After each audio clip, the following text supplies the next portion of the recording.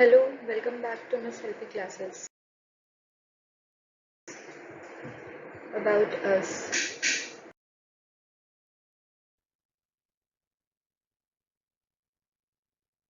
तो जैसा कि हमने पिछले पार्ट में देखा था, अब हम आगे कंटिन्यू करेंगे। Company rule expand. कंपनी का फैलता हुआ शासन। यदि हम 1757 से 1857 के बीच ईस्ट इंडिया कंपनी के द्वारा भारतीय राज्य पर कब्जे की प्रतिक्रिया को देखेंगे, अ, तो कुछ महत्वपूर्ण बातें सामने आएंगी। किसी अनजाने इलाके में कंपनी ने सीधे सैनिक हमला प्राय नहीं किया। उस उसने किसी भी भारतीय रियासतों का अधिग्रहण करने से पहले विभिन्न राजनीतिक, आर्थिक और कूटनीतिक साधनों का इस्तेमाल किया। बक्सर की लड़ाई 1764 में कंपनी के बाद भारतीय रियासतों में रेजिडेंट तैनात कर दिए गए।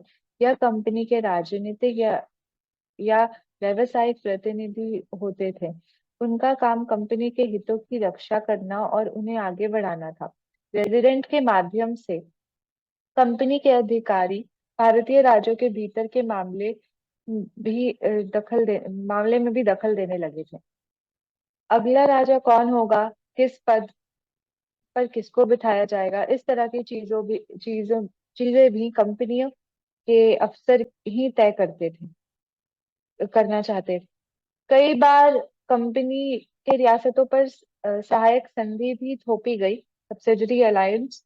जो रियासत इस बंदोबस्त को मान लेती थी, वह अपनी स्वतंत्रता सेनाएं रखने का अधिकार नहीं रखती थी।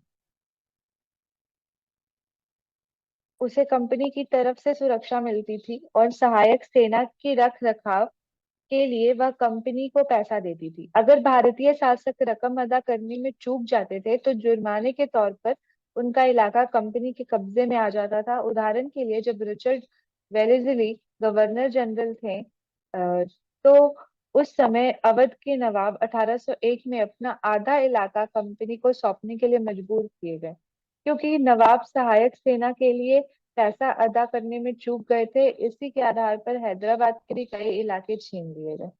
ये जो बगल में चित्र है या पिक्चर है, इसमें ये बताया गया कि अपने बेटों के साथ ब्रिटिश प्रेसिडेंट खड़े हैं। नवाब शुजा-उद-दौला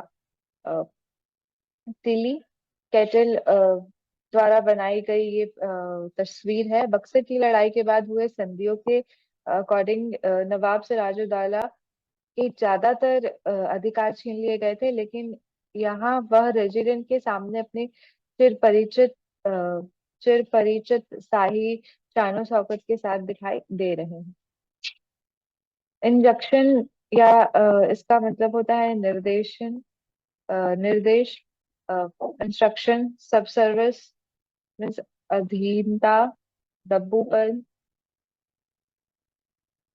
इसमें है कि क्या पावर था रेसिडेंट का, रेसिडेंट की ताकत क्या होती थी। कंपनी द्वारा अपॉइंट किए जाने जो रेसिडेंट होते थे के बारे में स्कॉटलैंड के प्रसिद्ध अर्थशास्त्री और राजनीतिक दार्शनिक जेम्स मिल का इस पे यह कहना था कि दरअसल रेसिडेंट रियासत का राजा होता है।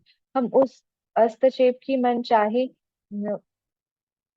निषेधाज्ञा के तहत काम करने की छूट देते हैं। जब तक स्थानीय राजा पूरी तरह से अधीनस्थ रहता है और रेजिडेंट यानी ब्रिटिश सरकार के माफिक काम करता है, तो चीजें बड़ी आराम से चलती हैं। शासन के कामों में रेजिडेंट की दखल अंदाजी के बिना सब कुछ चलता है। जब भी कुछ अलग तरह का घटता है, जब भी राजा कोई ऐसा रास्ता अपनाता है जिससे ब्रिटिश सरकार गलत मानती है, तो टकराव और उथल पुथल और chaos की स्थिति पैदा हो जाती है। अब यहाँ पे है टीपू सुल्तान, ये मशहूर टीपू सुल्तान का चित्र है। और Tipu Sultan the tiger of Mysore, शेर मैसूर जिनको कहा जाता था। जब कंपनी को अपने राजनीतिक और आर्थिक हितों पर खतरा दिखाई दिया, तो कंपनी ने प्रत्यक्ष सैनिक टकराव का रास्ता भी अपनाया। दक्षिण भारतीय राज्य के उदाहरण से यह बात समझी जा सकती है। हैदर अली शासनकाल 1761 से लेके 1782 और उनका विख्यात पुत्र टीपू सुल्तान शासनकाल 1782 से लेके 1799 जैसे बहुत शक्तिशाली रूलर्स के नेतृत्व में मैसूर काफी ताकतवर हो चुका था। मालाबार तट पर होने वाला व्यापार या ट्रेड जो भी था रियासत के नियंत्रण में था, जहां से कंपनी काली मिर्च और इलायची खरीदती थी। 1785 में टीपू सुल्तान ने अपनी रियासतों में पड़ने वाले बंदरगाहों से चंदन की लकड़ी, काली मिर्च और इलायची का निर्यात रोक लिया, यानी एक्सपोर्ट रोक लिया। टीपू सुल्तान ने भारत में रहने वाले फ्रांसीसी व्यापारी से घनिष्ठ संबंध विकसित किए और उनकी मदद से अपनी सेना को मॉडर्न किया, यानी आधुनिकीकरण किया उनका। ये जो है पिक्चर, ये बताता है कि कॉर्नवालिस जो है उनको receiving the son of Tipu Sultan as a hostage painted by the Daniel government. Tipu Sultan के बेटे को बंधक के रूप में कॉर्नवालिस के सामने पेश किया जा रहा है। डैनियल आर्म द्वारा चित्रित 1793 का ये पिक्चर है। कंपनी की फौज को हैदर अली और टीपू सुल्तान ने कई बार युद्ध में हराया था, लेकिन 1792 के टाइम क्या हुआ कि में मराठा जो साम्राज्य, हैदराबाद के निजाम और कंपनी की संयुक्त फौज के हमले के बाद टीपू सुल्तान ने अंग्रेजों से संधि करनी पड़ी उन्हें। और इस संधि के तहत उनके दो बेटों को अंग्रेजों ने बंधक के रूप में अपने पास रख लिया। ब्रिटिश चित्रकारों को ऐसा दृश्य तस्वीर बनाने में अच्छा लगता था, जिनमें उन्हें ये दिखाई देता था कि वर्चस्व जो है वो अ, अंग्रेज का ज्यादा है, ब्रिटिश पावर का ज्यादा है, जिनमें अंग्रेजी सत्ता का विजय दिखाई देता था। सुल्तान के इन कदमों से अंग्रेज आग बबूला हो गए। उन्हें हैदर अली और टीपू सुल्तान बहुत महत्वाकांक्षी, घमंडी और खतरनाक दिखाई देते थे। अंग्रेजों को लगता था कि ऐसे राजाओं को नियंत्रित करना और कुचलना जरूरी है। फलस्वरूप क्या हुआ कि मैसूर के साथ अंग्रेजों की 4 बार जंग हुई। ये सभी की अवधि आपको यहाँ पे स्क्रीन पे दिख रही होगी। श्रीरंगपट्टनम की आखिरी अ, जंग में कंपनी को सफलता मिली। अपनी राजधानी की रक्षा करते हुए टीपू सुल्तान मारे गए और मैसूर का राजकाज पुराने वोडियार राजवंश और उनके साथ सब्सिडरी अलायंस करके सौंप दिया गया, या थोप दी गई कह सकते हैं।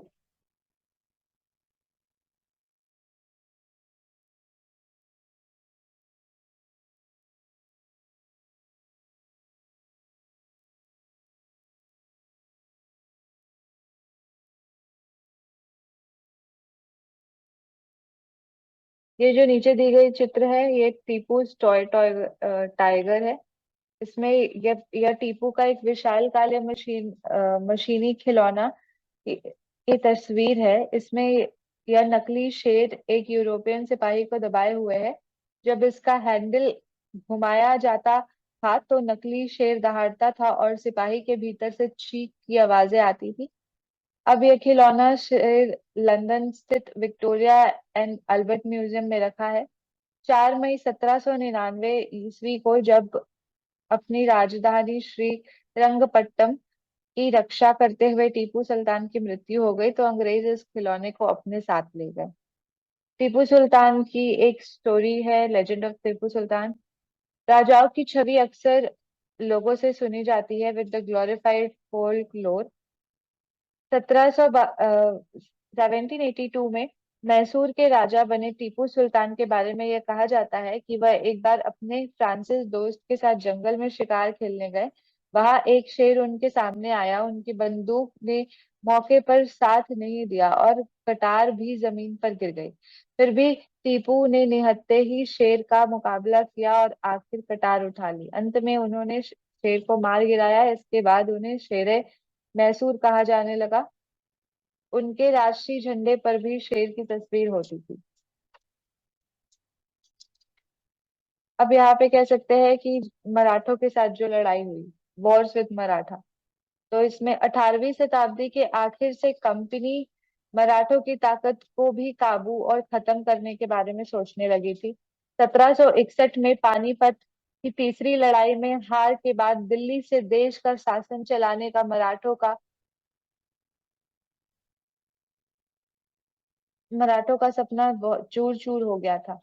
उन्हें कई राज्यों में बांट दी गया था। इन राज्यों की बागडोर सिंधिया, होलकर, गायकवाड़, भोसले जैसे अलग अलग राजवंशों के हाथों में थी। यह सारे सरदार एक पेशवा सर्वोच्च मंत्री के अंतर्गत एक कॉन्फेडरेसी यानी राजमंडल Peshwa as a principal minister काम करते थे। पेशवा इस राज्यमंडल का सैनिक और प्रशासनिक के प्रमुख होता था। पुणे में रहता था। महादजी सिंधिया और नाना फडणवीस 18वीं सदी के आखिरी दो प्रसिद्ध मराठा योद्धा और राजनीतिज्ञ थे। मराठा एक के बाद एक कई युद्ध में कंपनी ने मराठों को घुटने टेकने पर मजबूर कर दिया। पहला युद्ध 1782 में साल बाई संधि के साथ खत्म हुआ, जिसमें कोई पक्ष नहीं जीत पाया। दूसरा अंग्रेज मराठा युद्ध, which is also known as Anglo Maratha war 1803 से 1805, was fought on a different front। अलग अलग मोर्चे पे लड़े गए। इसका नतीजा हुआ कि उड़ीसा और यमुना के उत्तर में स्थित आगरा व दिल्ली सहित कई भूभाग अंग्रेजों के कब्जे में आ गए। अंततः 1817 से 1819 के तीसरे अंग्रेज मराठा युद्ध में मराठों की ताकत को पूरी तरह से कुचल दिया गया। पेशवा को पुणे से हटाकर कानपुर के पास बिठूर में पेंशन पर भेज दिया गया। अब विंध्य के दक्षिण स्थित पूरे भूभाग पे कंपनी का नियंत्रण हो चुका था। कॉन्फेडरेसी मीन्स अलायंस होता है। ये लॉर्ड हेस्टिंग की तस्वीर है और यहाँ पे statue of queen of Kittur Karnataka का है पिक्चर। अब है क्लेम टू पारामाउंसी, सर्वोच्चता का दावा। इन सारे चीजों से यह स्पष्ट होता है कि 19वीं सदी की शुरुआत से कंपनी क्षेत्रीय विस्तार की आक्रामक नीति पर चल रही थी। लॉर्ड हेस्टिंग गवर्नर जनरल थे उस वक्त के। उनके नेतृत्व में सर्वोच्चता पारामाउंटेसी इनिशिएट हुआ, चालू हुआ, इसलिए वह भारतीय राज्यों से ऊपर है। यह एक नई नीति शुरू की गई। कंपनी का दावा था कि उनकी सत्ता सर्वोच्च है, इसलिए वह भारतीय राज्यों से ऊपर है। अपने हित की रक्षा के लिए वह भारतीय रियासतों का अधिग्रहण करने या उनको अधिग्रहण की धमकी देने का अधिकार अपने पास मानती है। यह सोच बाद में अंग्रेजों की नीतियों में दिखाई देती रहती थी, लेकिन यह प्रतिक्रिया जो थी वो बाद में कितूर के लोगों ने चैलेंज की कि छोटे से राज्य के कब्जे को लेने में प्रयास किया, तो रानी चेन्नम्मा ने हथियार उठा ली और अंग्रेजों के खिलाफ आंदोलन छेड़ दिया। 1824 में उन्हें गिरफ्तार कर लिया गया और 1829 में जेल में ही उनकी मृत्यु हो गई। चेन्नम्मा के बाद कितूर स्थित संगोली के करीब एक चौकीदार रायना ने यह प्रतिरोध जारी रखी। चौतरफा समर्थन और सहायता से उनके साथ बहुत सारे ब्रिटिश शिविर और दस्तावेजों को नष्ट कर दिया गया। आखिरकार उन्हें भी अंग्रेजों ने पकड़कर 1830 में फांसी पर लटका दिया।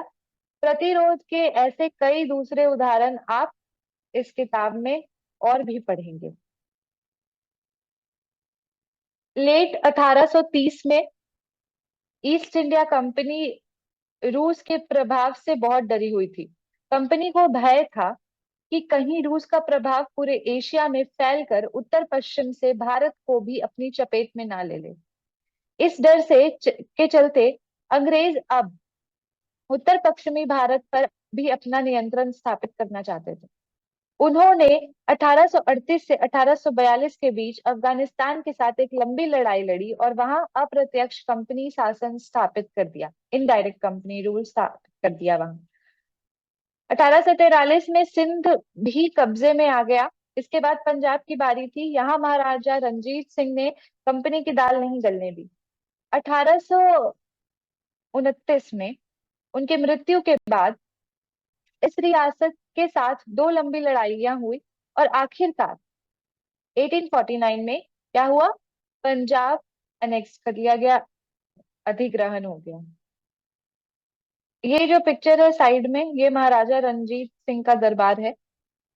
अब आएंगे डॉक्ट्रिन ऑफ लैप्स, जिसको हिंदी में हम लोग विलय नीति कहते हैं। अधिग्रहण की आखिरी लहर 1848 से लेके 1856 लॉर्ड डलहौजी के शासनकाल में चली। लॉर्ड डलहौजी ने एक नई नीति अपनाई जिसे विलय नीति या डॉक्ट्रिन ऑफ लैप्स का नाम दिया गया। यह सिद्धांत इस तर्क पर आधारित था, इस लॉजिक पे था कि अगर कोई शासक की मृत्यु हो जाती है और उसका कोई पुरुष वारिस नहीं है तो उसकी रियासत हड़प कर ली जाएगी, यानी कंपनी के भूभाग का हिस्सा बन जाएगी। इस सिद्धांत के आधार पर एक के बाद एक कई रियासतें, जैसे सतारा 1848, संबलपुर 1850, उदयपुर 1852, नागपुर 1853 और झांसी 1854 में अंग्रेजों के हाथ में चली गई। आखिरकार 1856 कंपनी ने अवध को भी नियंत्रण में ले लिया। इस बार अंग्रेजों ने नया तर्क दिया। उन्होंने कहा कि अवध की जनता को नवाब के कुशासन से आजाद कराने के लिए कर्तव्य से बंधे हुए हैं, इसलिए वे अवध पर कब्जा करने को मजबूर हैं। अपने प्रिय नवाबों को जिस तरह गद्दी से हटाया है, उसे देखकर भड़क उठा और लोगों का गुस्सा भड़क उठा और अवध के लोग भी 1857 में महान विद्रोह में शामिल हो गए। ये संबलपुर के वीर सुरेंद्र सहाय का पोर्ट्रेट है। ये कुछ मैप है जिसमें आप देखेंगे कि कौन सी ऐसी एरिया थी जो ब्रिटिश के रूल के अंदर थी और कौन सी एरिया ऐसी नहीं थी। फिर उसके बाद ये 1797 का है और फिर 1840 में क्या बदलाव आया, किस तरीके से सेम जो येलो वाली एरिया है, पीली एरिया है, वो सारा क्षेत्र जो है वो ब्रिटिश के रूल का, और जो लाल वाला एरिया है वो ब्रिटिश के रूल के अंदर नहीं है। फिर उसके बाद 1857 तक क्या स्थिति थी, ये टेरिटोरियल एक्सपेंशन है। ठीक है, इन नक्शों में भारत के वर्तमान राजनीतिक नक्शे के साथ रखकर देखें। तीनों नक्शे में उन इलाकों की पहचान करें जहां ब्रिटिश का शासन अंतर्गत नहीं थे। अब यहाँ पे setting up a new administration, एक नए शासन की स्थापना करी गई। गवर्नर जनरल वॉरेन हेस्टिंग उन बहुत सारे महत्वपूर्ण व्यक्ति में से थे जिन्होंने कंपनी की ताकत फैलाने में अहम भूमिका अदा की। वॉरेन हेस्टिंग के समय तक आते आते कंपनी न केवल बंगाल बल्कि मुंबई और मद्रास में भी सत्ता हासिल कर चुकी थी। ब्रिटिश इलाके मोटे तौर पर प्रकाशीय इकाइयों में बटे हुए थे जिन्हें प्रेसिडेंसी कहा जाता था। उस समय 3 प्रेसिडेंसी थी, बंगाल, मद्रास और बॉम्बे। हर एक का शासन गवर्नर के पास होता था। सबसे ऊपर गवर्नर जनरल होता था। वारेन हेस्टिंग ने कई प्रकाशीय सुधार किए। न्याय के क्षेत्र में उसे सुधार खास तौर से उल्लेखनीय है, क्या नोटेबल है। 1772 एक नई न्याय व्यवस्था स्थापित की गई। इस व्यवस्था का प्रावधान किया गया कि हर जिले में 2 अदालत होंगी, फौजदारी अदालत क्रिमिनल कोर्ट और एक civil court that is called दीवानी अदालत। दीवानी अदालतों के मुखिया यूरोपीय जिला कलेक्टर होते थे। मौलवी और हिंदू पंडित उनके लिए भारतीय कानून की व्याख्या करते थे। फौजदारी अदालत अभी भी काजी और मुफ्ती के ही अंतर्गत थी, लेकिन वे भी कलेक्टर की निगरानी में काम करते थे। काजी एक न्यायाधीश होता है, एक जज होता है। मुफ्ती एक ऐसा मुस्लिम समुदाय का एक न्यायवादी जो कानून की व्याख्या करता है। काजी इस व्याख्या से आधार पर फैसले सुनाता है। अब यहाँ पे इम्पीचमेंट, जिसको हिंदी में कहते हैं महाभियोग, ये एक जब इंग्लैंड के हाउस ऑफ कॉमन्स में किसी व्यक्ति के खिलाफ दुराचरण का आरोप लगाया जाता है तो हाउस ऑफ लॉर्ड, संसद का जो ऊपरी सदन होता है, उसमें व्यक्ति के खिलाफ मुकदमा चलता है। इसे महाभियोग या इम्पीचमेंट कहा जाता है। ये जो भी चित्र है इसमें कहा गया जब वारेन हेस्टिंग 1785 में इंग्लैंड लौटे तो एडमंड ब्रूके उन पर ढंग से शासन नहीं करने का आरोप जड़ दिया और उसके बाद इस आरोप के चलते हेस्टिंग पर ब्रिटिश संसद ने इम्पीचमेंट का मुकदमा चलाया जो लगभग 7 साल तक चला।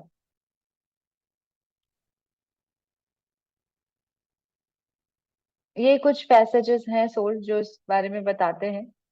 आई impeach the common enemy and oppressor of all, मैं सबके, ये एडमंड ब्रोक लिखे हैं, मैं सबके शत्रु और उत्पीड़क का महाभियोग चला रहा हूँ। वारेन हेस्टिंग के महाभियोग की कार्रवाई के दौरान एडमंड बर्ग ने ये भाषण दिया था, जिसका कुछ हिस्सा इस प्रकार है।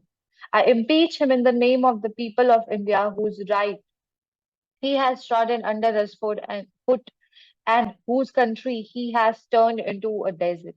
Lastly, the name of human nature itself, in the name of both the sexes, in name of every age, in name of every rank, I impeach the common enemy and oppressor of all.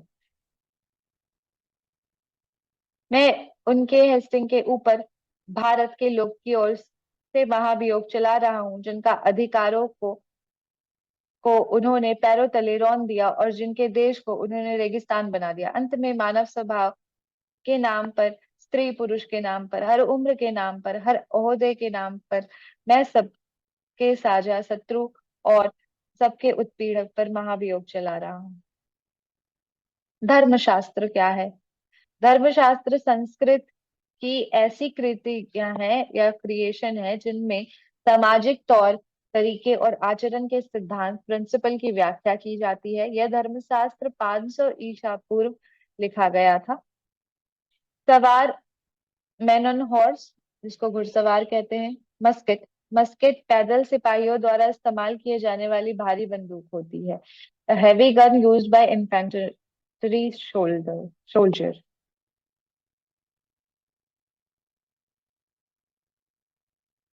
Okay. Match lock, शुरुआती दौर की बंदूक जिसमें बारूद को माचिस से चिंगारी दी जाती है। An early type of gun जिसमें पाउडर डाला जाता है उसको इग्नाइट करने के लिए। अब हम यहाँ पे से पढ़ेंगे कि जो बड़ी समस्याएं थी वो क्या थी।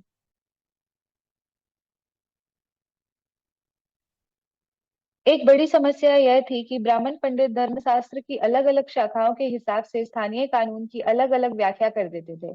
इस भिन्नता को खत्म करके समान रूप में लाने के लिए 1775 में 11 पंडितों को भारतीय कानूनों का एक संकलन तैयार करने का काम सौंपा गया। एनबी हार्डले हालडेट हालहेड ने इस संकलन का अंग्रेजी में अनुवाद किया। 1778 तक यूरोपियन न्यायाधीश के लिए मुस्लिम कानूनों की भी संहिता तैयार कर ली गई। 1773 में के रेगुलेटिंग एक्ट के तहत नए सर्वोच्च न्यायालय की स्थापना कर दी गई। इसके अलावा कलकत्ता में अपील अदालत, सरदार निजामत अदालत की भी स्थापना की गई। भारतीय जेल में कलेक्टर सबसे बड़ा ओहदा था। जैसे कि नाम से ही पता चलता है, उसका मुख्य काम लगान और कर इकट्ठा करना तथा न्यायाधीशों, पुलिस अधिकारियों व दरोगा की सहायता से जिले में कानून व्यवस्था बनाए रखना होता है। उसका कार्यकाल कलेक्टर सत्ता और संरक्षण का नया केंद्र बन गया, जिससे पुराने सत्ता केंद्रों को हाशिए पर ढकेल दिया गया। कंपनी की आर्मी, कंपनी का फौज। कंपनी के साथ भारत में शासन और सुधार के नए विचार तो आए, लेकिन असली सत्ता सैनिक ताकत में थी। मुगल फौज मुख्य रूप से घुड़सवार और पैदल सेना थी। उन्हें तीरंदाजी, तलवारबाजी का प्रशिक्षण दिया जाता था, सिखाया जाता था। और इसी तरीके से 18वीं सदी में जब अवध, बनारस जैसी रियासतों में किसान को भर्ती करके उन्हें पेशेवर सैनिक बनाया जाता था, ईस्ट इंडिया कंपनी ने जब सेना की भर्ती शुरू की तो यही तरीका अपनाया। अंग्रेज अपनी सेना के सिपाही, जो भारतीय शब्द में सिपाही था, आर्मी कहते थे। 1820 के दशक में जैसे तैसे युद्ध तकनीक बदलने लगी। कंपनी की सेना घुड़सवार टुकड़ियों की जरूरत कम होती थी, इस वजह से कि ब्रिटिश साम्राज्य बर्मा, अफगानिस्तान और मिस्र, यानी म्यांमार, इजिप्ट, अफगानिस्तान में भी लड़ रहा था, जहां सिपाही मस्केट मस्केट जैसे मैंने बताया, मैचलॉक से के साथ जाते थे। कंपनी की सेना सिपाहियों को बदलती सैनिक आवश्यकताओं का ध्यान रखना पड़ता और उसकी पैदल टुकड़ी ज्यादा महत्वपूर्ण हो जाती। ये जो है घुड़सवार का पेंटिंग है, सवार ऑफ बंगाल। 19वीं सदी की शुरुआत में अंग्रेज एक समरूप सैनिक संस्कृति विकसित करने लगे। सिपाहियों को यूरोपियन ढंग से प्रशिक्षण करने लगे। सिपाही क्या महसूस करते थे? अपने जीवन और अपनी पहचान, यानी वे कौन थे, इस बात का एहसास में जो बदलाव आ रहे थे उन सिपाहियों को किस तरह देखा। 1857 का विद्रोह में हमें सिपाहियों की इस दुनिया की झलक दिखती है। इस विद्रोह के बारे में आप आगे के चैप्टर्स में पढ़ेंगे। फाइनली क्या बात थी कि जो भी ईस्ट इंडिया कंपनी एक व्यापारिक कंपनी से बढ़ते बढ़ते एक भौगोलिक औपनिवेशिक शक्ति बन गई। ठीक है, टेरिटोरियल कॉलोनियल पावर बन गई। 19वीं सदी की शुरुआत में नई भाप तकनीक के आने से यह प्रतिक्रिया और तेज हुई। तब तक समुद्र मार्ग से भारत पहुंचने में 6 से 8 महीने लग जाते थे।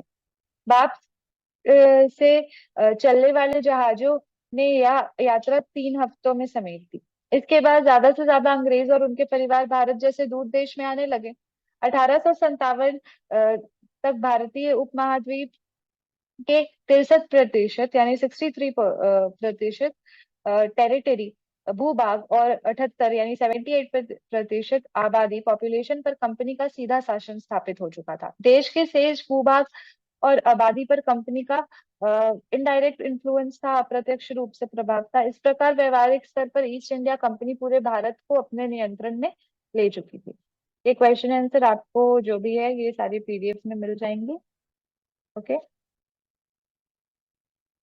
Link in the description. Kindly like, share, and subscribe. Please support us. We need your support very, very much. Please help us grow. Thank you, everyone. Bye bye.